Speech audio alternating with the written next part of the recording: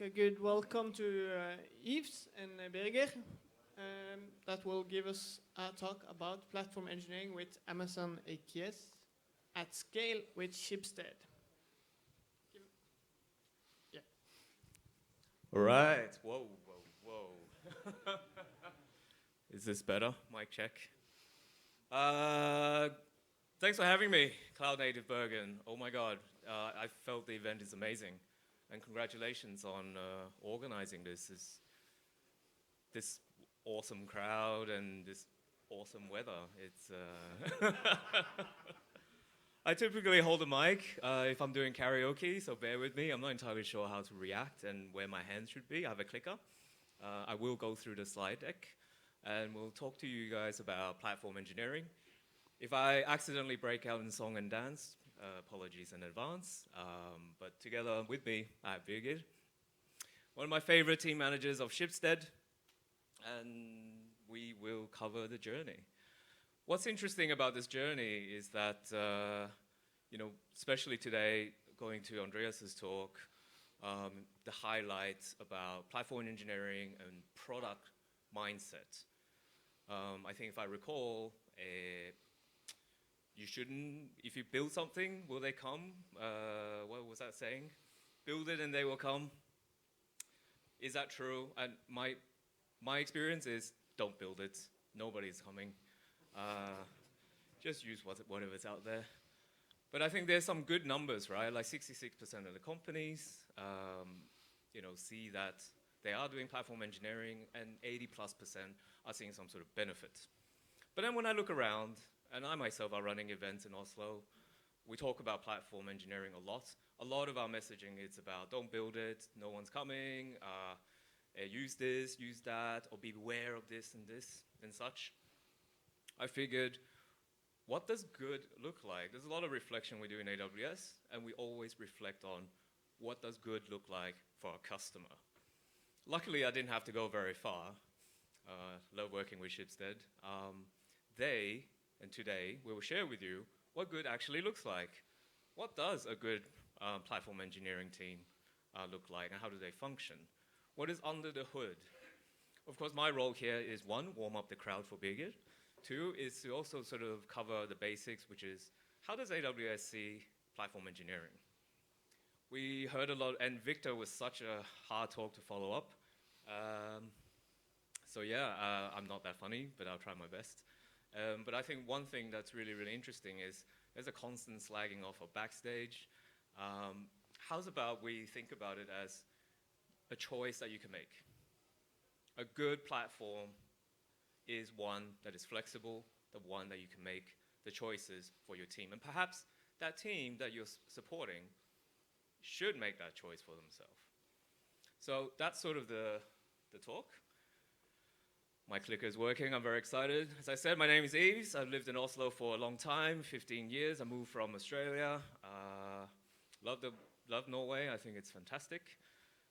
With me today is Birgir, of course.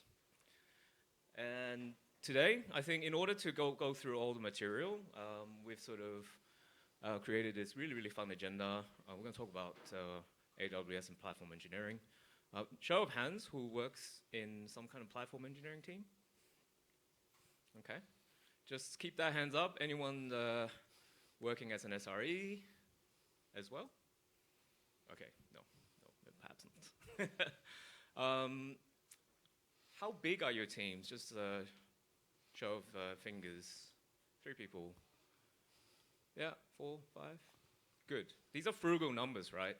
And especially talking to folks from Dynatrace, we see that you can get a lot of things done with a small number of headcounts if you do them right? Observability and so on.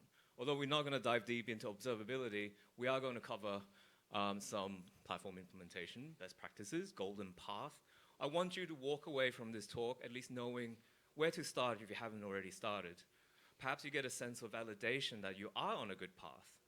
And of course, we're going to showcase Schibsted's example to you today, sort of unveil the mystery.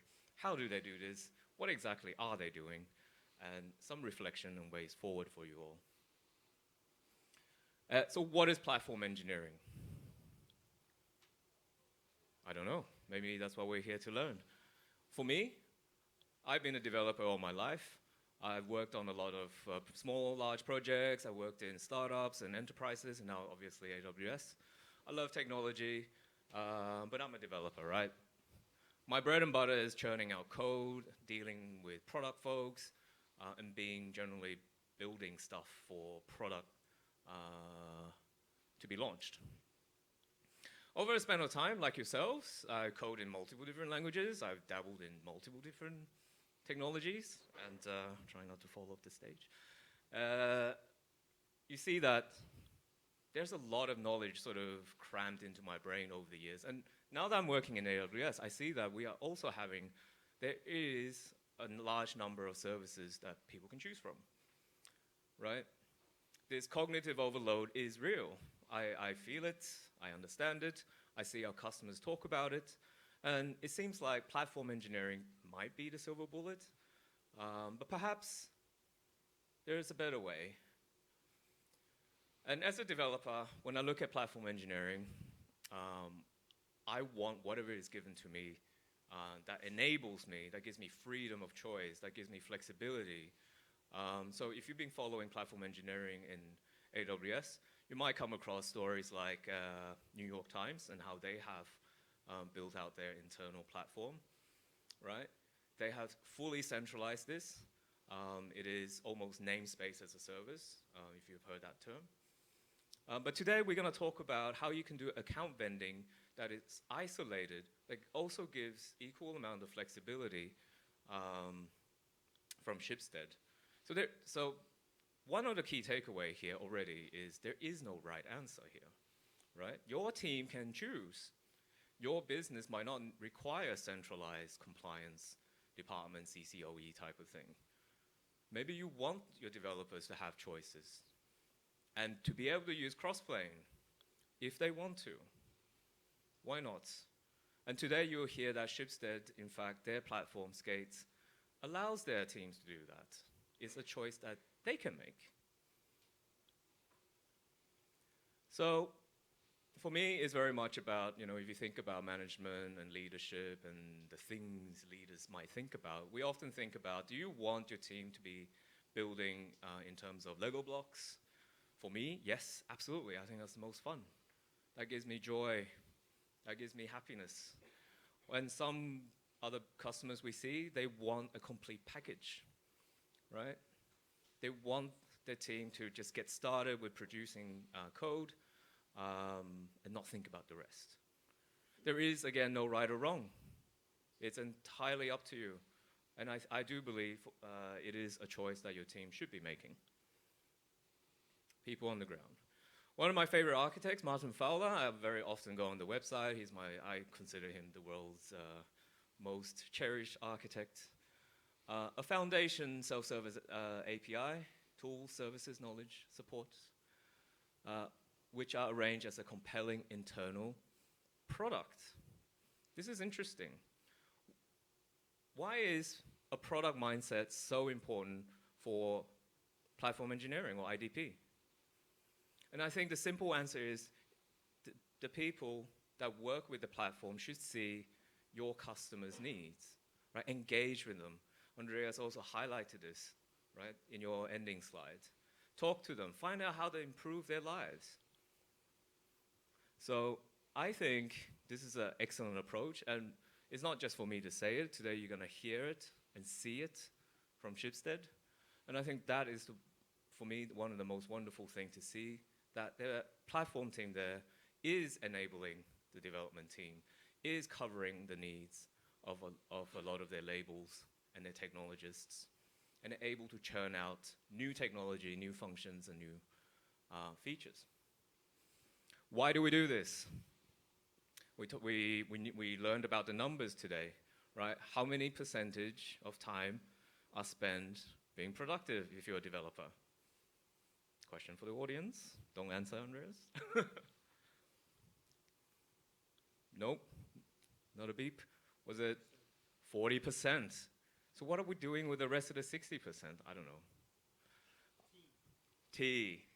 I like Stack Overflow. I look at Dilbert. But regardless, these are sort of the numbers and the, I guess, metrics your management might look at and not be too thrilled about it. For me, I look at Dilbert, I'm very happy. Another element about building, why you want to build platform, is governance, right? If you are standardizing a mechanism, a process, to allow your developer to achieve the velocity that they want or can achieve, it is a great place to put in place governance. And I say that by, for example, security, observability, whatever that might be. Ultimately, this gives you efficiency. Of course, then perhaps some of you will start thinking, hey, this is a great place to standardize. Why don't we just standardize everything? We see a lot of our customers are standardizing on all sorts of stuff. Again, there's no right or wrong, whatever works for you.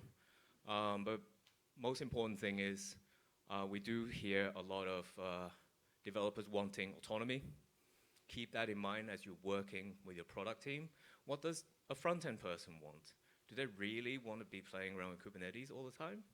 Perhaps that is a relevant interaction with Backstage you can provide. Just an example. What if you're building a product that's internal? Maybe they prefer SDK, CLIs, I don't know, right? It's different ways to interacting with your platform, so keep that in top of mind.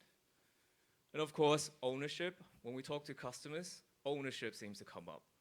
How many of you work in a company there seems to be multiple different platforms? Show of hands.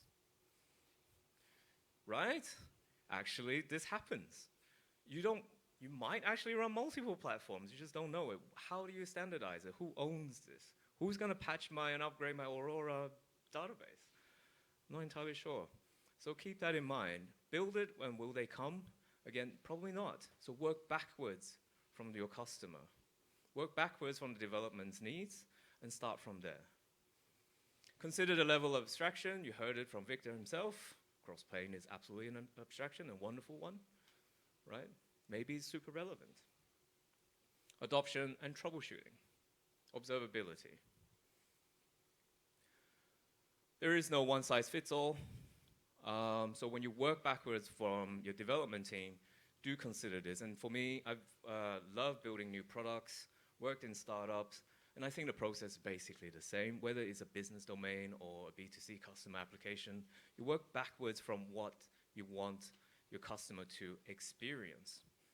A lot to do with product development is about customer experience, and I think platform engineering should be no different. Consider what you want your customer to experience. Some of the principles. Should it be modular? Should it need an interface? Already you can see like this is very high level, but I think it's very, very relevant because I'm not here to sort of tell you how to do it. You will see it and learn in a bit. But considerations. Do I need that UI? Or is Terraform enough? Perhaps it isn't. Right? Your developers and data scientists will all have also very, very different needs. For those that attended the Carpenter talk, you know, the needs of a training and inferencing job in Kubernetes is quite different from somebody or from a product that's about hosting an API, presenting a customer experience. They will have different needs.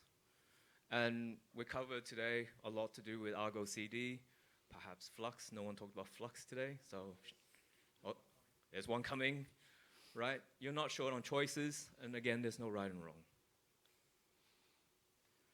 So where do we stand? Well, when I look at this together with Birgir, I think about it as, well, this is the AWS reference, right?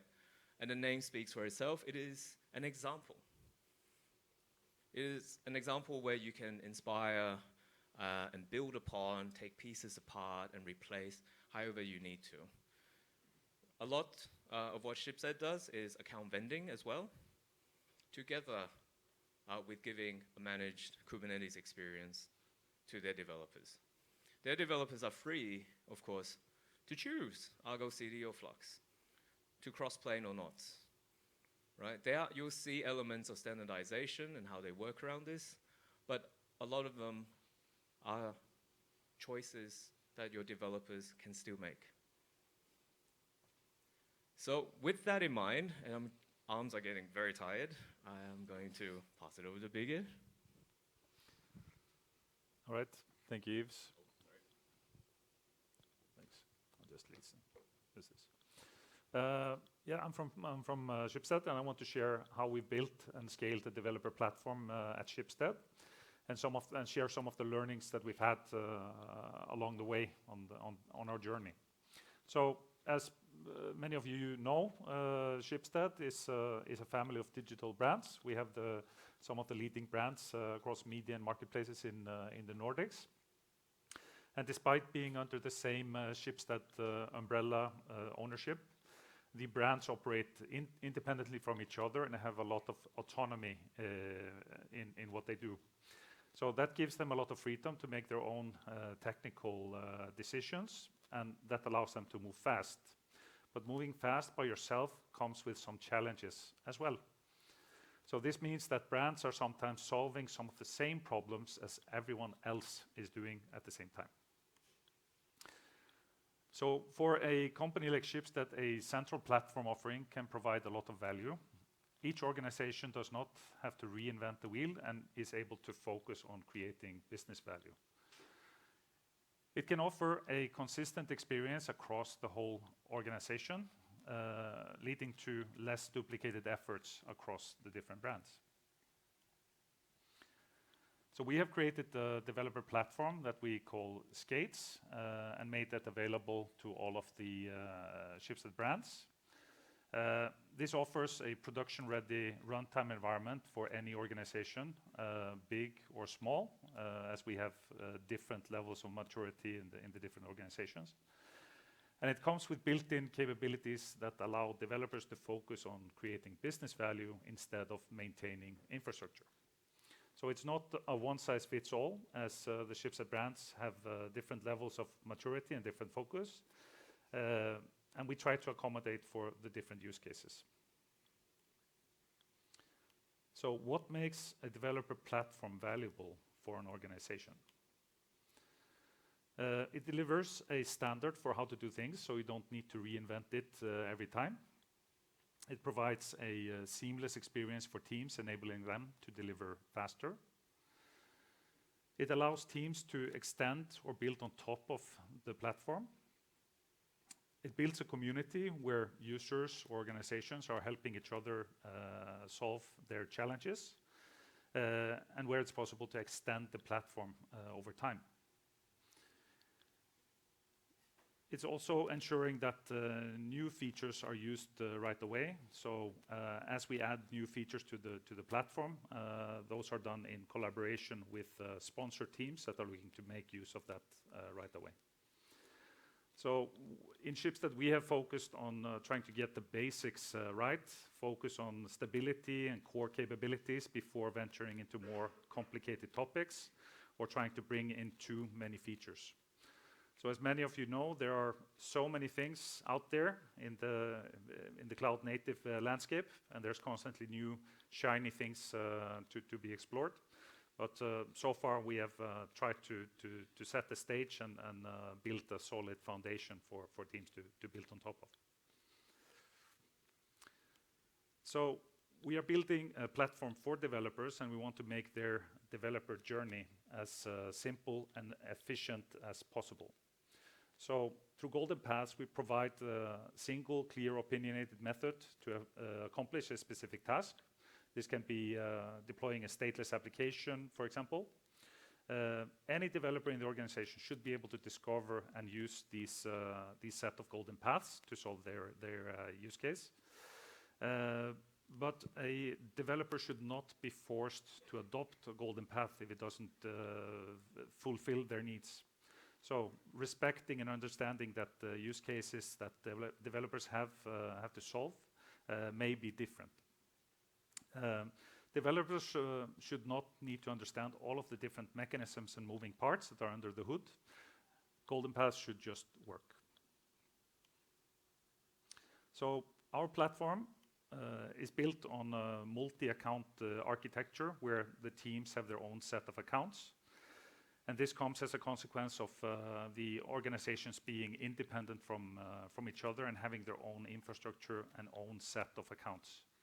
So each team is therefore isolated, and clusters that are part of the platform are operated as single-tenant clusters that are deployed directly into their accounts, which simplifies some of the things. We are also using some of the basic AWS building blocks, such as organizations, control tower for automating provisioning of accounts, identity center with integrations with our identity provider for granting access to the user accounts. And all of that comes out of the box. And then we connect the different accounts using transit gateway to hook up to centralized services or common services. So in our case, there are there are two different approaches to this. So having fewer but bigger multi-tenant clusters, where you have multiple teams or organizations running workloads in the same cluster in a centralized account, or having more and smaller single-tenant clusters, where each team or organization runs workloads in their own cluster, in their own account. So in Skates, we've opted to go for the second approach, going with many smaller single-tenant clusters. So of the two approaches, there's one is not necessarily better than the other. There are trade-offs going with single tenancy. And by going with that one, it's mainly due to how the organizations are independent. And essentially with single tenancy, then it's possible to reduce the blast radius, or the blast radius is smaller, and this allows the teams to experiment or make customizations to their environments that supports their cases.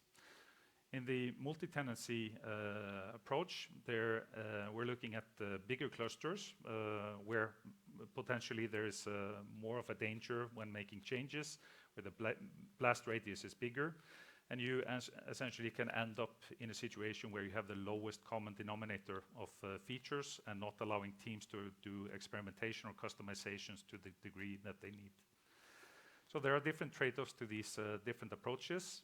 And as an added bonus with the approach that we have chosen with the single tenancy, if at any point teams want to take over the management of their clusters or their infrastructure for that matter, they can do that, should they choose to do that.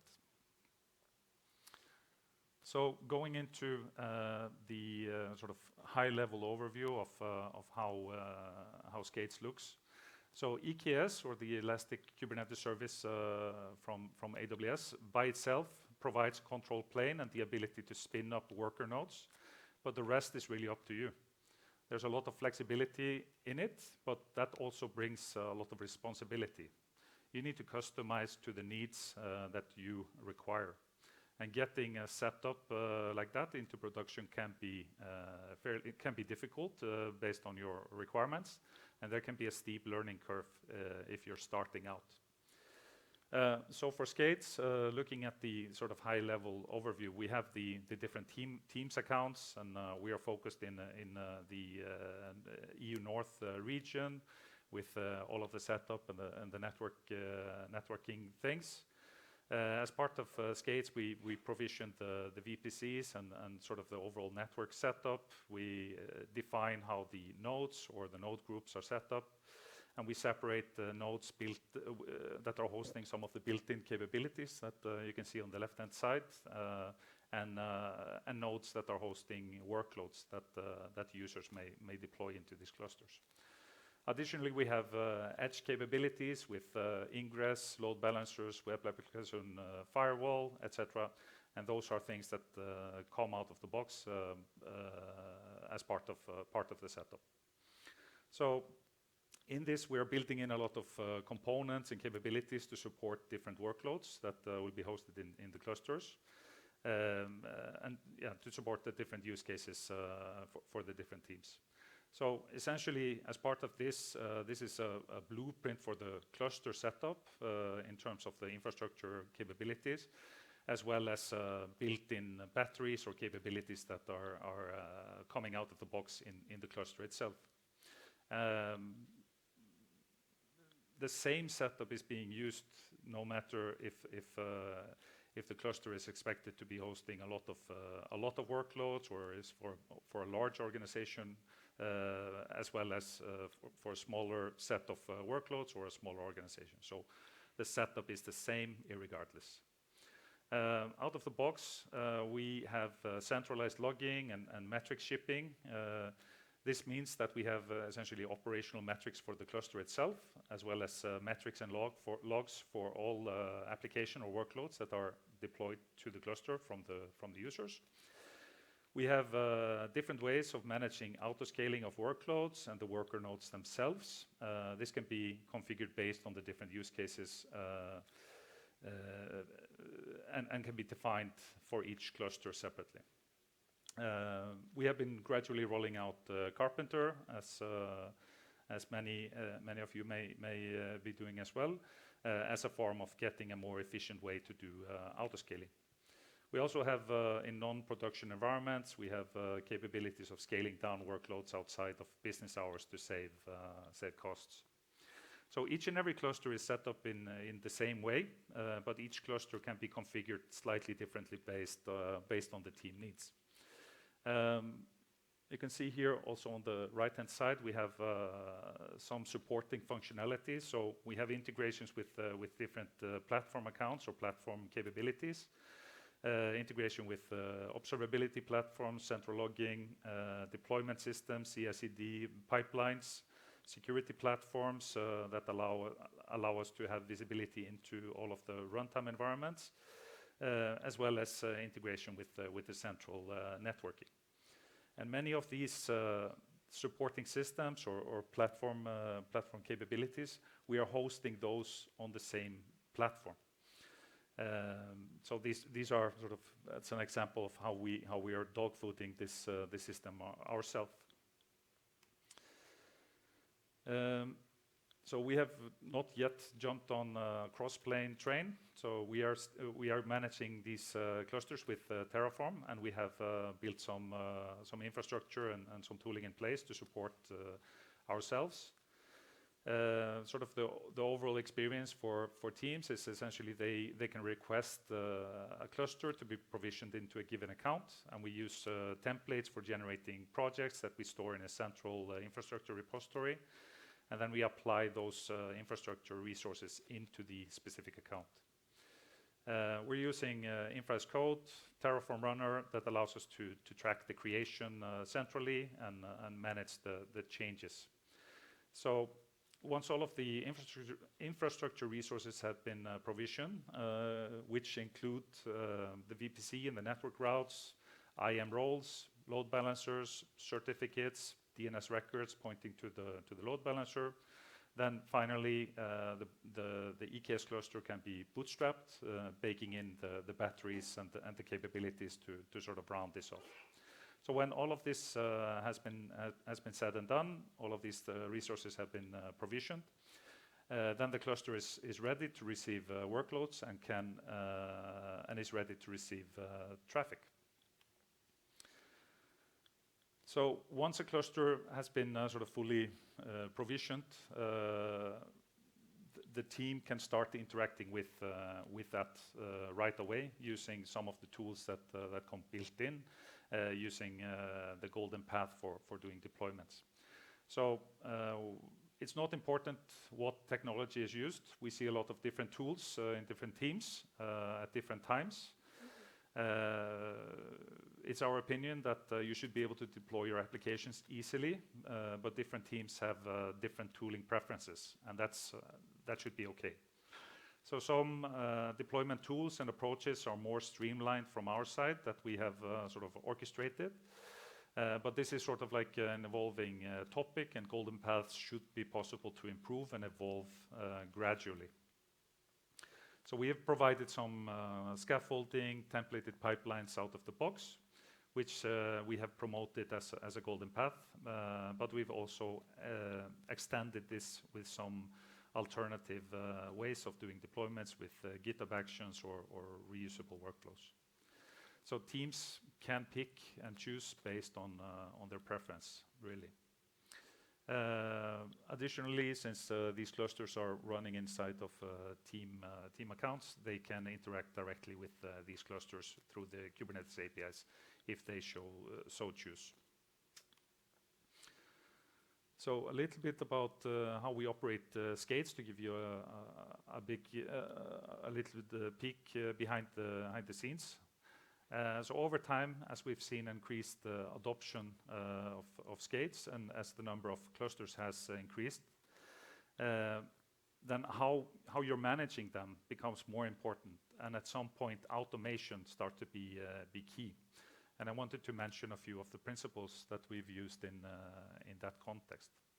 So in our case, we treat all of the clusters the same, irregardless if they are hosting production workloads, non-production workloads. They're all considered to be the same, and we manage them in the same way. So the rationale for that is essentially for pipelines. Generally, teams are operating with the dev, pre-production, or production environment. And in order for them to deploy anything into production, they want to see a successful deployment into the pre-environments, essentially. So in order to support that, we want to ensure that all clusters are treated the same, and we don't impact how the pipelines can work for them. We also sort of move all of the clusters together, so no one is left behind when we make changes or improvements, update some of the internal components and capabilities. Then we move all of the clusters together. We've also taken an approach where basically looking at the overall set of clusters, we try to group them into these different tiers, where we have defined the first tier, tier 1, is generally the set of clusters that we upgrade or do changes to first, ahead of going to the second tier and to the third tier. Generally in tier 2, you have the pre-production or internal clusters, and then for tier 3, we have production or user-facing clusters. But in all of this, we don't want to take on the responsibility of operating the workloads that get deployed to the clusters. So we have defined this shared responsibility model with the teams. So we take on the management of the cluster itself, but they continue to manage or operate the workloads that they have. So, but this is sort of like a bit of a gray area, because a misbehaving cluster can impact the workloads that are running there, and then misconfigured workloads can affect the operations of the cluster itself. So it's a bit of a gray area, but through a good collaboration with our users and good communication, we've been able to sort of operate in this way. So one of the big topics that we have when it comes to the clusters is to manage the Kubernetes version upgrades. We need to perform these upgrades in a timely fashion, and upgrade according to the release schedule to continue being within the set of supported versions. So some of the versions are easier to upgrade than others, where there are no API changes. But then there are some more complicated version upgrades where some APIs that have been deprecated get removed, and then we need to ensure that any of those APIs are not being consumed by workloads in the clusters.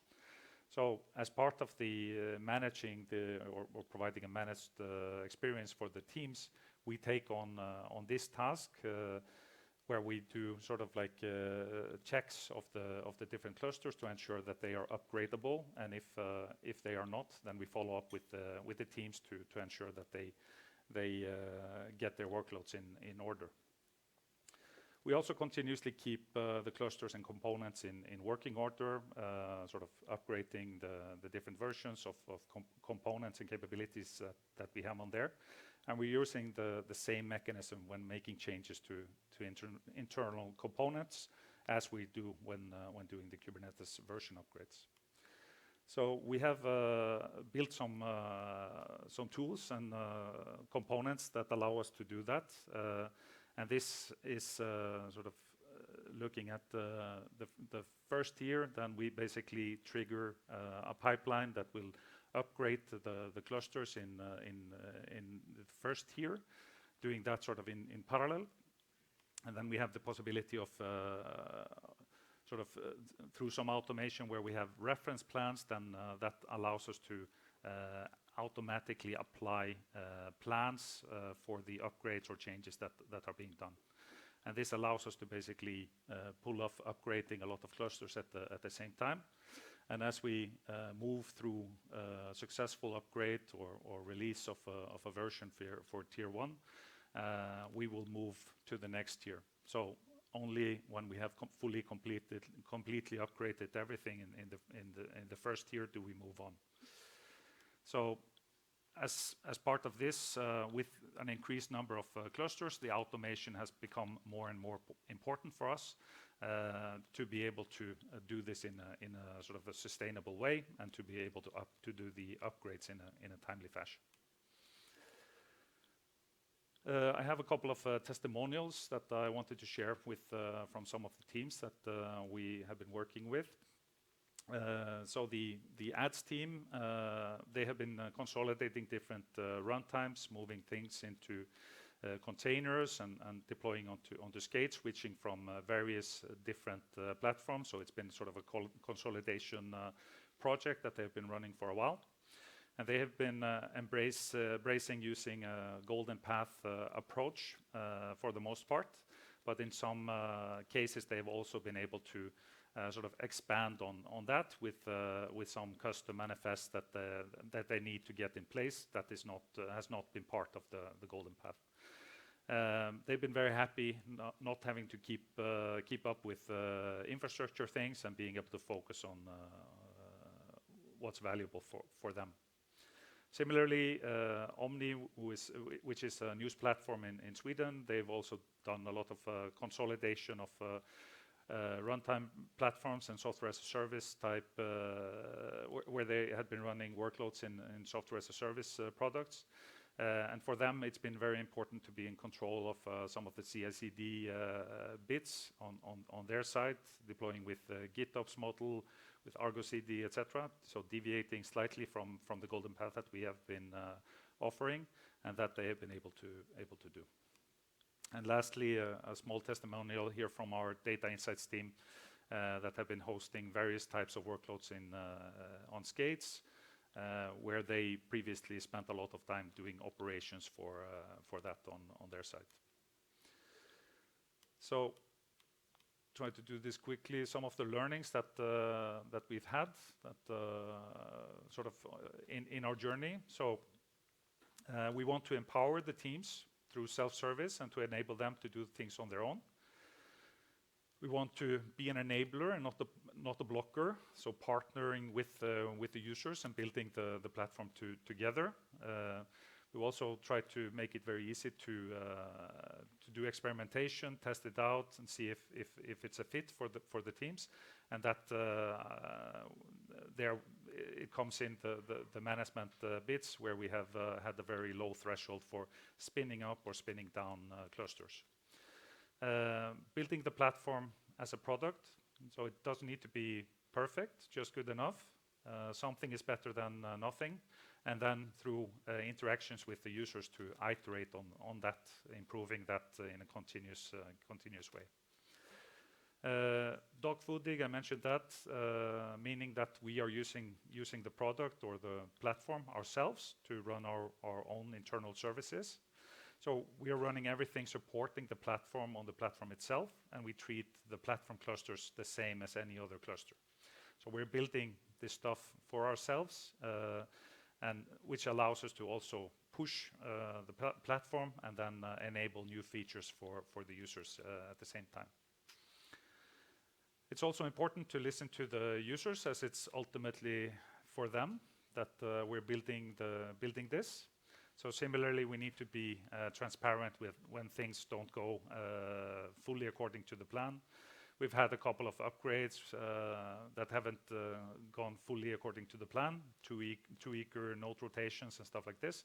But these are learnings that we have incorporated into our processes, into the platform, to avoid doing that again. Again, to the point that I made, we've focused on stability and not going too crazy with all of the shiny things, new features, and all of that can affect that. Focusing on the users that we already have, supporting them in the best possible way, and accept that we haven't thought of everything, and there's always room for improvement.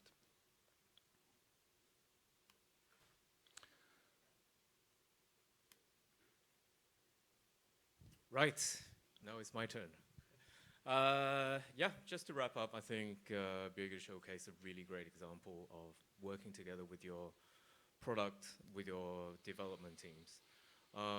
It fully aligns with a lot of what we do in AWS as well. So very often we say you must build with your customers, work backwards from their needs, ask them, engage them, figure out what their experience will be, and build from there.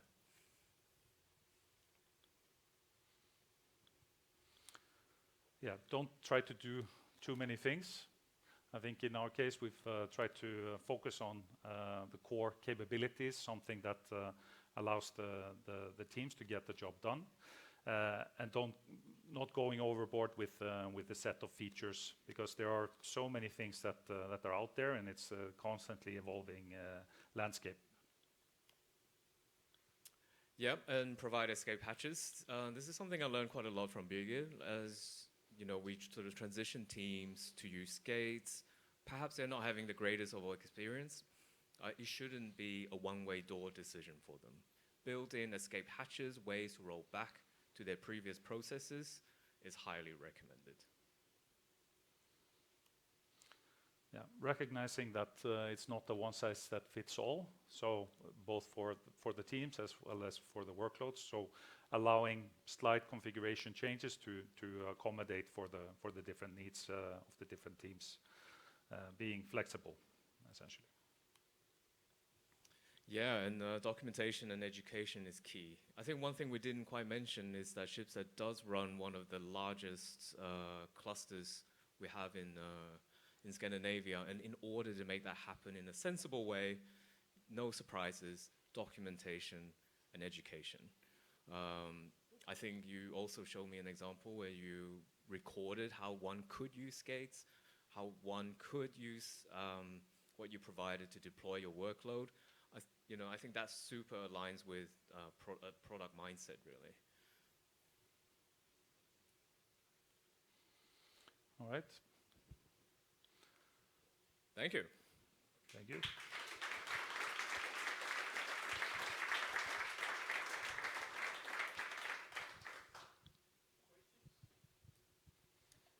Yes, we have a question.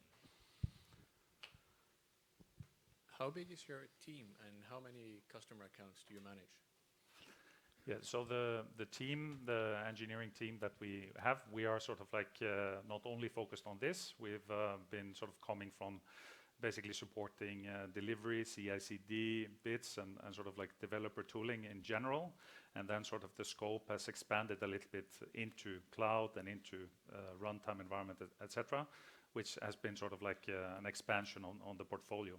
So we are a team of close to 11, 12 people at the moment, but we sort of have a subset of that team that is focused on this. But as I mentioned, like some of the other capabilities that we have, then we are sort of like also consumers of our own services. So slicing and dicing the team a little bit, and then we, on the one side, we are cluster operators, and then on the other side, we are users of the platform. Any other questions?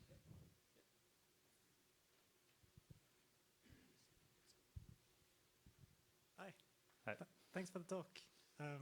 You mentioned that you had when upgrading the clusters, you had some reference plans, and you did some validation of the plans, and you could automatically apply them. How do you do that? Yeah, so we basically have reference clusters that are sort of vanilla. We know the state of those.